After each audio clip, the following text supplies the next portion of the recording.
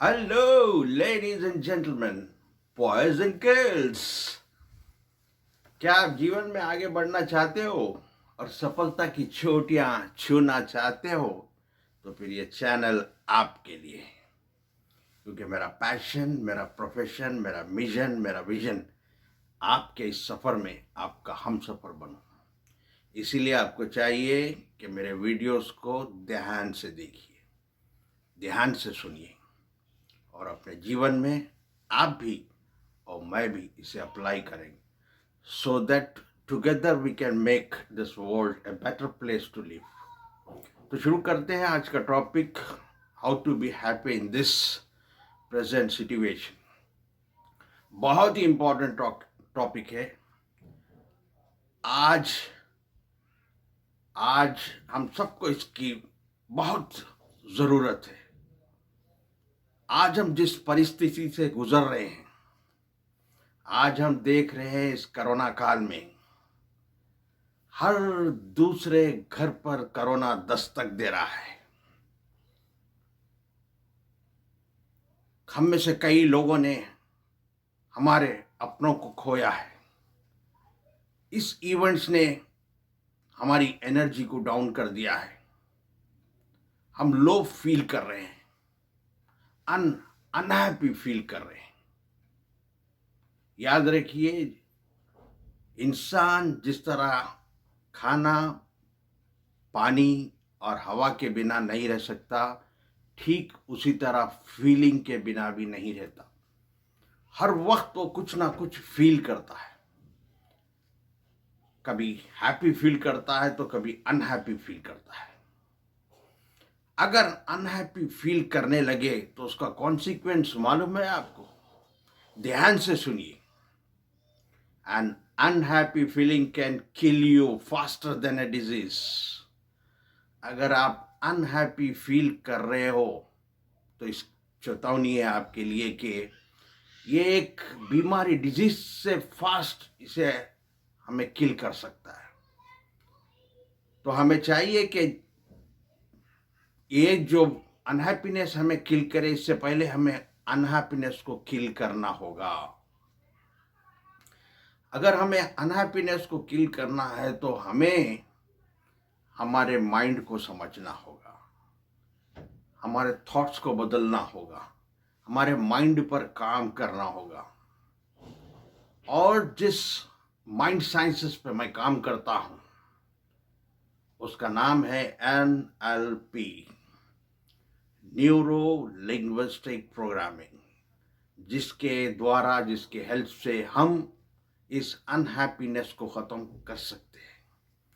यह न्यूरो का मतलब है neuron, mind, brain. L linguistic यानी लैंग्वेज, कम्युनिकेशन। कम्युनिकेशन दो प्रकार की होती है, एक वर्बल, एक नॉन वर्बल।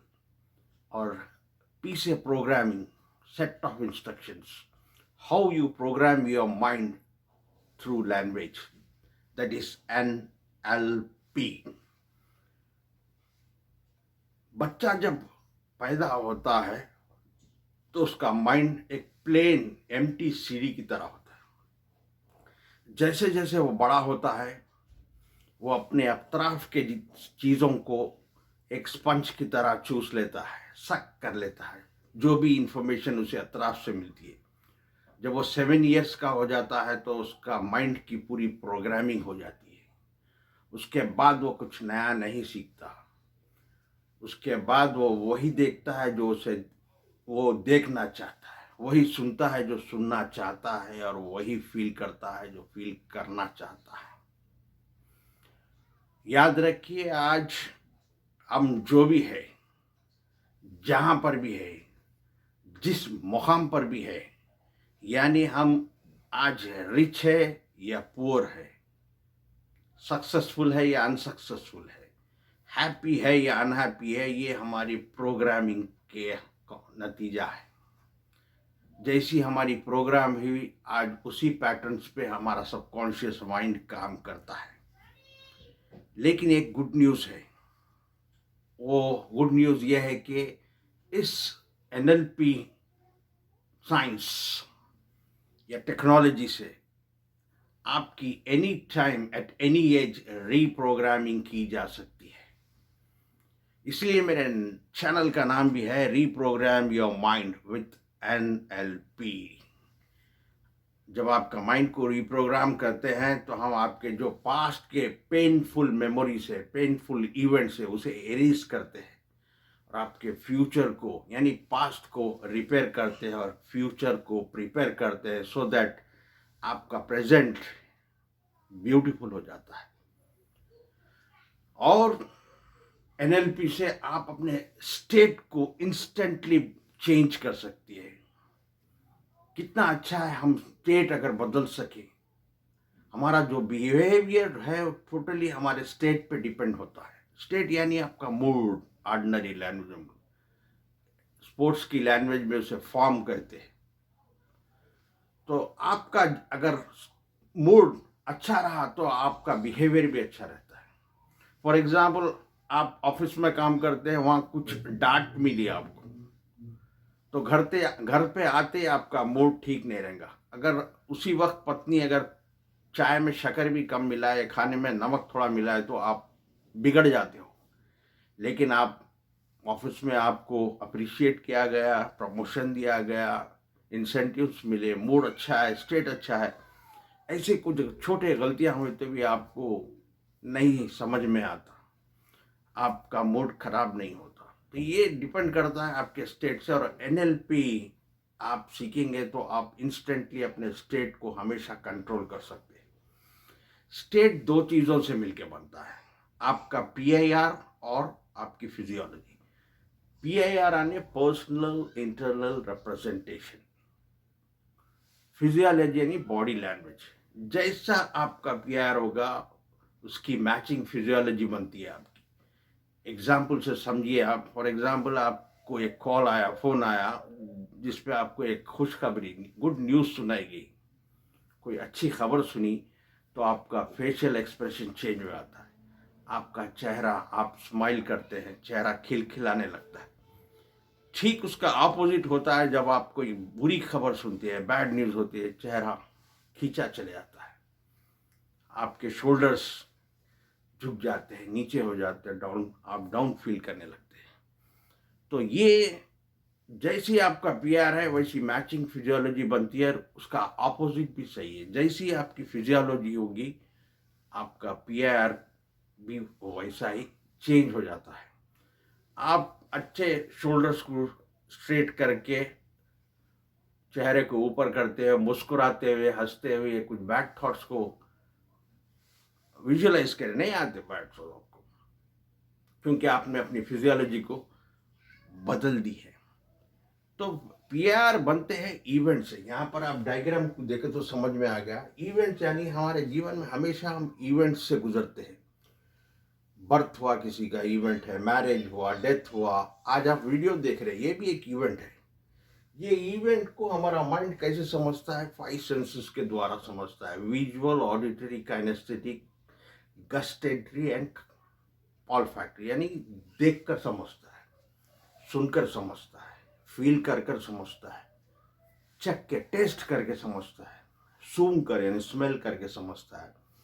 लेकिन इन सेंसेस से समझ के रजिस्टर होने से पहले एक फिल्टर से गुजरता है, जहाँ पे कुछ चीज़ें डिलीट हो जाती है, डिस्टॉर्ट हो जाती है और जनरलाइज हो जाती है। तो इसका मतलब ये हुआ, इवेंट जैसा इवेंट था सेम उसी तरह इवेंट रजिस्टर नहीं होता माइंड में। रजिस्टर होने से पहले कुछ चीज़ें बदल जाती है, इसलिए हम उसे PIR करते हैं, पर्सनल इंटरनल रिप्रेजेंटेशन। एक इवेंट दो आदमी देख रहे हैं, A and B same event देख रहे हैं, A का नजरिया अलग रहता है उस इवेंट और B का नजरिया अलग। फॉर एग्जाम्पल, कैट क्रॉस कर रही है आपके सामने, A का बिलीफ ये है कि कैट क्रॉस करने से कुछ काम नहीं बनते, वही B का बिलीफ नहीं है। तो इवेंट तो वही है, इवेंट तो बिल्ली ने क्रॉस किया, लेकिन A ने कुछ मीनिंग अलग दिया उसको, B ने कुछ और मीनिंग दिया उसको। Therefore event has no meaning, we give meaning to the event. तो यहाँ पर वही होता है कि हम इवेंट को कैसे मीनिंग देते हैं। अगर हम पॉजिटिव मीनिंग देंगे इवेंट को, तो स्टेट हमारा अलग होगा। अगर वही नेगेटिव मीनिंग देंगे हम इवेंट को, तो हमारा स्टेट ऑफ माइंड अलग होगा। इसे हमें बहुत बहुत ध्यान से समझना होगा। इवेंट जो भी हो उसका कोई मीनिंग नहीं होता, मीनिंग हम देते हैं। और इसके लिए याद रखिए, remember this one thing, event हमारी जब मर्जी से होता है तो हमें खुशी मिलती है, लेकिन हमारी मर्जी के खिलाफ में होता है, अगेंस्ट होता है, तो हमें दुखी महसूस करते हैं, दुख महसूस करते हैं, अनहैप्पी फील करते हैं। ऐसा हरगिज नहीं होना चाहिए। हमें एक बात का ध्यान रखना चाहिए, जब इवेंट होता है, अगर हमारी मर्जी से होता है, हम जैसा चाहे, हम पास होना चाह रहे हैं, पास हो गए, तो हमेशा हमें थैंकफुल रहना चाहिए, ऊपर वाले का शुक्र अदा करना चाहिए। अगर इवेंट हमारे अगेंस्ट में जाता है, पास होने की जगह फेल हो जाते, जब हमें सब्र करना होगा। दो चीजें बहुत इंपॉर्टेंट है, आज रिसर्च भी कहती है। EQ पहले था IQ, इंटेलिजेंट क्वेश्चन, आज EQ, इमोशनल क्वेश्चन, जिसमें ये दो चीजें बहुत इंपॉर्टेंट है। एक एटीट्यूड ऑफ ग्रेटिट्यूड, थैंकफुलनेस, दूसरा पेशेंस। अगर शुक्र और सब्र, इवेंट तुम्हारे मर्जी के हिसाब में हुआ तो शुक्र करिए, मर्जी के खिलाफ हुआ तो सब्र करिए। ये दो चीजें आपको सफलता की चोटी तक ले जाने में कोई चीज आपको नहीं रोक सकती, अगर ये दो चीज आप फॉलो कर रहे हैं। यहाँ पर एक छोटी सी कहानी आपको सामने बताना चाहूंगा, जिससे आपको समझ में आएगा। एक वक्त की पुराने जमाने की बात है, एक राजा था जिसके कई फॉलोअर्स थे, जिसके 10 फॉलोअर्स तो बहुत ही ओबीडियंट, लॉयल फॉलोअर्स थे। उन 10 फॉलोअर्स को एक दिन बुलाता है, एक फ्रूट के 10 पीसेस करता है, करके अपने 10 फॉलोअर्स को एक एक पीस देता है, वही सेम फ्रूट का। उसके बाद खाने के बाद पूछता है हर एक से कि कैसा है फ्रूट। तो 9 फॉलोअर्स भी बोलते अरे बहुत कड़वा है, ये टेस्ट नहीं है, बहुत कड़वा, कड़वी है। लेकिन 10वें से जब पूछता है फॉलोअर से, 10th, उन्हें बोलता है नहीं बहुत मीठा है। तो राजा बहुत आश्चर्य होता, बोलता 9 आदमी जब बोल रहे हैं उसे कड़वा है, टेस्टलेस है, ये आदमी कैसा बोल रहा है कि ये मीठा है। तो उससे पूछते हैं, तो वो कहता है राजा, आपने आज तक ज़माने से हमें जो भी फ्रूट्स खिलाए, मीठे फ्रूट्स खिलाए, बहुत टेस्टी फ्रूट्स खिलाए, अगर आज आप एक कड़वा भी देते हैं तो उसे भी मीठा समझ के खा लेना चाहिए। तो ठीक उसी तरह जब आपके साथ कोई बुरी घटना होती है, तो आपको एक चीज़ याद रखना होगा कि ये इवेंट जब मेरी मर्जी से नहीं हुआ, तो ये ऊपर वाले की मर्जी से हुआ है। और हमें जब ऊपर वाले ने हमें जो और ब्लेसिंग्स दी है आज तक, उस ब्लेसिंग्स को याद करना चाहिए। इससे हम अनहैप्पीनेस को बीट कर सकते हैं, अनहैप्पीनेस की फीलिंग से हैप्पी फीलिंग में आ सकते हैं। इसके बाद फ्रेंड्स, यहाँ पर कुछ टेक्निक्स आपके सामने शेयर करना चाहूँगा। वो ये है कि आपको चाहिए कि एक स्ट्रॉन्ग बिलीव बनाए, what ever happen happen for my own good. ये आपका बिलीव, स्ट्रॉन्ग बिलीव होना चाहिए। यहाँ पर भी एक छोटी सी एग्जाम्पल, एक कहानी पेश करता हूँ। एक चर्च में एक बेल बॉय था जो घंटा मारता था। उस चर्च की मैनेजिंग कमेटी चेंज हो जाती है और नई कमेटी आती है। उन्होंने एक डिसीजन लेते हैं कि उनके पास जो भी स्टाफ है कम से कम मैट्रिकुलेट होना चाहिए, कुछ लेवल तक स्टडी करना चाहिए, लिखना पढ़ना आना चाहिए। उस बेसिस पे इस बेल बॉय को निकाल दिया जाता है। बहुत परेशान सा जाता है घर को, जॉब चलेगी, बहुत परेशानी में रहता, बहुत बुरा लगता है इस इवेंट का उसे। रास्ते में जाते जाते सिगरेट पीएंगे बोल के सोचता, कहीं नहीं मिलता सिगरेट, घर तक चले जाता हूँ और एक भी शॉप उसे नहीं मिलती सिगरेट। तो नेक्स्ट डे उसके माइंड में आता है क्यों ना एक सिगरेट शॉप खोल लो, यहाँ से यहाँ तक 2 किलोमीटर में कोई एक शॉप नहीं। तो उसके बाद वो सिगरेट का शॉप स्टार्ट करता है। 1 से 2 शॉप होते, 2 से 10 शॉप होते। उसके बाद वो एक बड़ी सिगरेट कंपनी का मालिक बन जाता है। सो सी माय फ्रेंड्स, जब इवेंट हुआ तो उसे बहुत दुख हुआ, तकलीफ हुई, अनहैप्पी फील करा, लेकिन बाद में पता चला कि उसके भलाई के लिए इवेंट हो। जहाँ तक हमारी सोच, जहाँ हमारी सोच खत्म होती है वहाँ से ऊपर वाले की सोच शुरू होती है, ये हमें याद रखना चाहिए। इसके बाद हम कभी नाखुश यानी अनहैप्पी फील नहीं कर सकते। उसके बाद देखिए एक टेबल है, इसे देखिए, do you have any problem? आपको कोई प्रॉब्लम है? अगर सपोज नहीं है तो देन व्हाई टू वरी। लेकिन प्रॉब्लम नहीं रहने का कोई ऐसा नहीं आता, जब तक लाइफ है, जब तक साथ ही साथ प्रॉब्लम है। इनका ऐसा रिश्ता है, बंडी के दो बैल है, जब तक एक बैल चलाए दूसरा बैल भी साथ ही साथ चलता है। यानी जब तक आपकी लाइफ है प्रॉब्लम भी साथ रहेंगे। ये प्रॉब्लम जब आपका लाइफ खत्म होगी जब भी खत्म होगी। फिर आते हैं, do you have a problem in life? And if you say yes, then can you do something about it? कुछ कर सकते हैं आप? आज का ले लो एग्जाम्पल, कोरोना है, कोरोना का फियर है, डर है। You have any problem? Yes, we have a problem. कई का है कोरोना का, क्या कर सकते हैं उसके लिए? प्रिकॉशंस फॉलो करिए। First, try to be clean, हमेशा हाथ साफ करिए, हर चीज़ साफ सफाई से रहिए। मास्क हमेशा पहन के रहिए, बाहर भी गए तो मास्क, घर में भी कोशिश करिए मास्क पहनने की, डिस्टेंस मेंटेन करिए। और अभी वैक्सीन्स भी तैयार हो गए हैं, वैक्सीन्स भी लीजिए। कुछ लोगों का इसके अंदर मिसकंसेप्शन है, रॉन्ग अंडरस्टैंडिंग है कि नए वैक्सीन लेने से भी आ रहा है। ये इसके लिए कोई प्रूफ नहीं है। हुआ है, कुछ कंट्रीज में हुआ है, मगर बहुत रेयर इंसिडेंट है। डेनमार्क, कनाडा में कुछ एस्ट्राजेनेका वैक्सीन से कुछ ब्लड क्लॉटिंग हुई है, लेकिन यूके के रिसर्च के हिसाब से 2.5 लाख में एक केस है। अब आप रोड पे निकलते हैं तो उसका रेशियो अगर देखें तो हर 500 में एक एक्सीडेंट होता। क्या आप रोड पे नहीं निकलते? इसलिए आपको वैक्सीन लेना चाहिए। और दूसरा, can you do something? If your answer is no, you have a problem, yes, I have lost my loved one, कोई अपनों को आपने खोया है, क्या आप कुछ कर सकते हैं? नहीं। द आंसर इज नो, कुछ नहीं कर सकते। तो देन वाई वरी? जब आप हमारे हाथ में नहीं है, हम कुछ नहीं कर सकते, तो देन वाई वरी? और वरिंग क्या करता है मालूम?